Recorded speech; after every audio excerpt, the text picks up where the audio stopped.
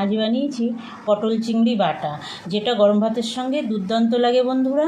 আসুন তাহলে দেখে নিন আমি কিভাবে এই পটল চিংড়ি বাটাটা তৈরি করি। নমস্কার বন্ধুরা, জেবি কিচেনে সবাইকে স্বাগত। আশা করি কাছে দূরে দেশ বা দেশের বাইরে আমার যে সকল বন্ধুরা আছেন সবাই ভালো আছেন। আজ আবার একটা নতুন রেসিপি নিয়ে চলে আসলাম আপনাদের সঙ্গে শেয়ার করার জন্য। আজ বানাবো পটল চিংড়ি বাটা। তার জন্য আমি দেখুন পটল নিয়েছি, 6 পিস পটল নিয়েছি, আর চিংড়ি মাছ নিয়েছি। চিংড়িটা আমি কেটে ধুয়ে পরিষ্কার করে রেখেছি। এখানে কাঁচা পাকা লঙ্কা আর রসুন নিয়েছি, রসুন ছাড়িয়ে রেখেছি। সর্ষে নিয়েছি সাদা কালো মিলিয়ে 1 চামচ, কালো জিরে নিয়েছি, একটা শুকনো লঙ্কা নিয়েছি, লবণ, শুকনো লঙ্কা গুঁড়ো নিয়েছি, হলুদ নিয়েছি, সর্ষের তেল নিয়েছি, আর একটা মিডিয়াম সাইজের পেঁয়াজ কুচিয়ে রেখেছি। এই রান্নাটা আমি সর্ষের তেলে করব। সর্ষের তেলে এই রান্নাটা খুব ভালো হয়। তার মধ্যে আপনারা যদি কেউ সর্ষের তেল না খান সেক্ষেত্রে সাদা তেল দিয়ে করতে পারেন, কোনো অসুবিধা নেই। প্রথমে আমি এই পটলগুলো খোসা ছাড়িয়ে নেব। এইভাবে আস্তে আস্তে খোসাটা ছাড়িয়ে নেব। দেখুন এইভাবে সব, আপনারা ছুরি হোক বটি হোক যেটাতে আপনাদের সুবিধা হবে সেটাতেই খোসাটা ছাড়িয়ে নেবেন।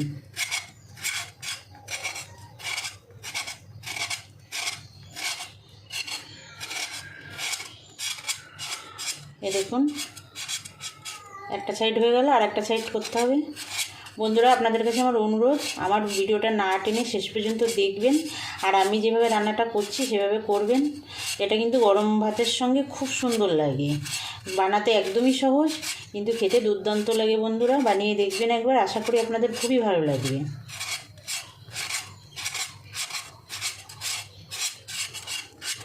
এই যে একটা আমি খোসা ছাড়িয়ে নিলাম, সব কয়টা পটল আমি খোসা ছাড়িয়ে নেব। সবগুলো পটল দেখুন খোসা ছাড়ানো হয়ে গেছে। এবার পটলগুলো একটু পিস করে নেব। এই মাথা আর পেছনটা কেটে পিস করে নেব। দেখুন 2 সাইড কেটে আমি এইভাবে পিস করে নিয়েছি। সবগুলো পটল এইভাবে পিস করে নেব।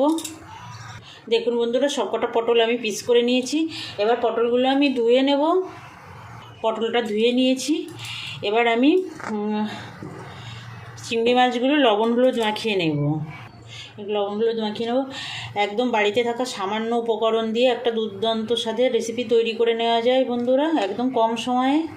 এটা বানাবেন, খুব ভালো লাগে খেতে, আর বানাতে একদমই লাগে কম সময়। মেখে নেব, মেখে এটা 10 মিনিট রেখে দেব। এই চিংড়ির খোসাটা ফেলে দিয়েছি, যেহেতু আমি বাটা করব, খোসা থাকলে অসুবিধা হয়, সেই জন্য খোসাটা ফেলে দিয়েছি। খোসা মাথা আমি সবই ফেলে দিয়েছি। ফেলে দিয়ে সুন্দর করে পরিষ্কার করে নিয়েছি, ভিতরে সুতোটা বের করে ফেলেছি।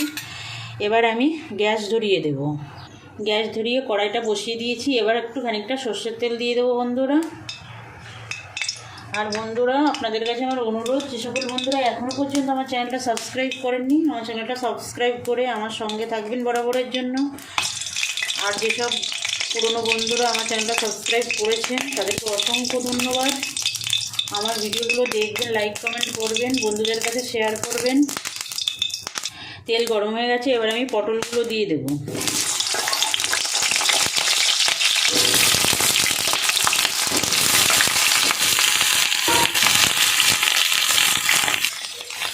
একটু লবণ দেব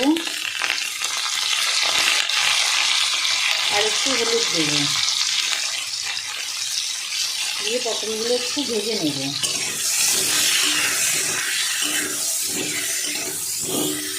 দেখুন পটলটা সামান্য ভাজা হয়ে গেছে। এবার আমি এই কাঁচা লঙ্কা আর রসুনটা দিয়ে দেব।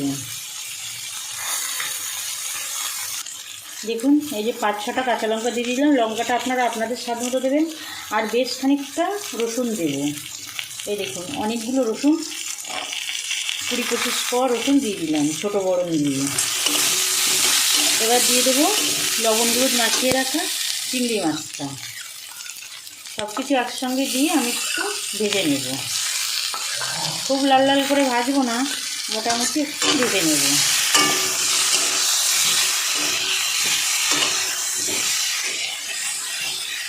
দেখুন বন্ধুরা, চিংড়ি পটলটা আমার যেরকম ভাজার দরকার সেরকম আমার ভাজা হয়ে গেছে। এরকম ভেজে নিতে হবে, আপনারাও দেখে নিন। এবার আমি গ্যাসটা অফ করে দেবো। অফ করে এটা আমি ঠান্ডা করে নেব। একটা বাটিতে নামিয়ে নেব, নামিয়ে ঠান্ডা করে নেব। এই দেখুন এই বাটিটা নামিয়ে নিলাম। একটু ঠান্ডা হতে হতে আমি একটু এই যে সর্ষেটা আছে সেই সর্ষেটা আর কিছুটা কালো জিরে বেটে নেব। দেখুন বন্ধুরা, সর্ষে আর কালো জিরেটা আমি প্রথমে শুকনো একটু মিক্সিতে বেটে নিয়েছি। এবার আমি এই পটলগুলো দিয়ে দেবো। পটলগুলো একদম ঠান্ডা হয়ে গেছে। পটল, চিংড়ি আর রসুন আর কাঁচা লঙ্কা বেটে নেব।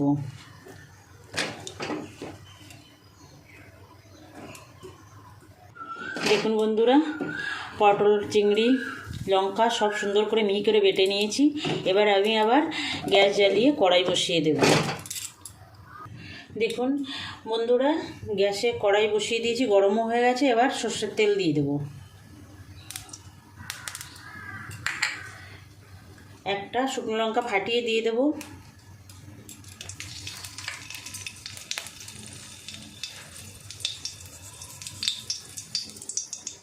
এবার যে কালো জিরেটা বাছিয়ে রেখেছিলাম সেই কালো জিরেটা ফোড়নে দিয়ে দেবো।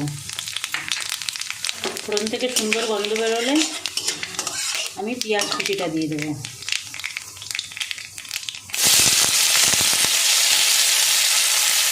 পেঁয়াজটা একটু লাল লাল করে ভাজা করে নেব। দেখুন বন্ধুরা, পেঁয়াজটা সুন্দর লাল লাল করে ভেজে নিয়েছি। এর মধ্যে এবার বেটে রাখা পটলটা দিয়ে দেবো।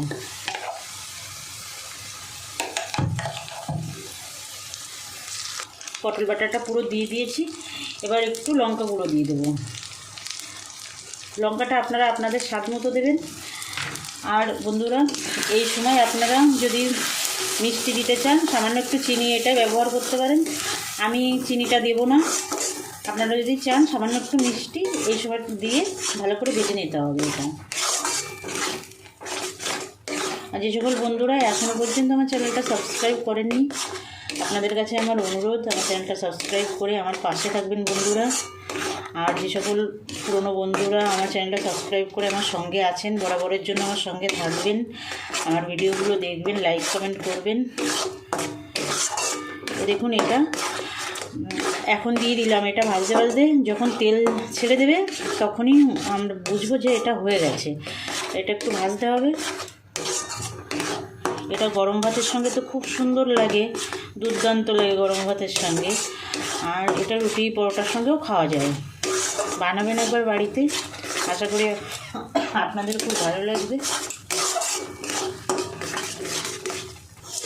দেখুন বন্ধুরা, এটা কিন্তু এরকম অনবরত নাড়তে হবে, নাড়তে নাড়তে ভাজতে হবে, না হলে নিচে লেগে যাবে, পোড়া গন্ধ হয়ে যাবে। যার জন্য এইভাবে শস্য নাড়তে হবে। খুব সুন্দর করে এটা ভেজে নিতে হবে। দেখুন বন্ধুরা, তেল ছাড়তে শুরু করে দিয়েছে, হয়ে গেছে আমার। এবার একটু উপর থেকে কাঁচা তেল ছড়িয়ে দেবো, ছড়িয়ে দিয়ে মিশিয়ে দেব।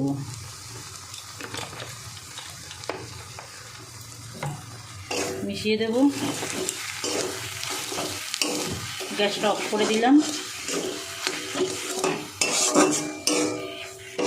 হয়ে গেছে চিংড়ি পটল বাটা। এবার নামিয়ে নেব। দেখুন কতটা কমে গেছে ভাজতে ভাজতে, এরকম কমেই যাবে। দেখতে দেখুন কতটা সুন্দর হয়েছে, খেতে কিন্তু দুর্দান্ত হয় বন্ধুরা গরম ভাতের সঙ্গে।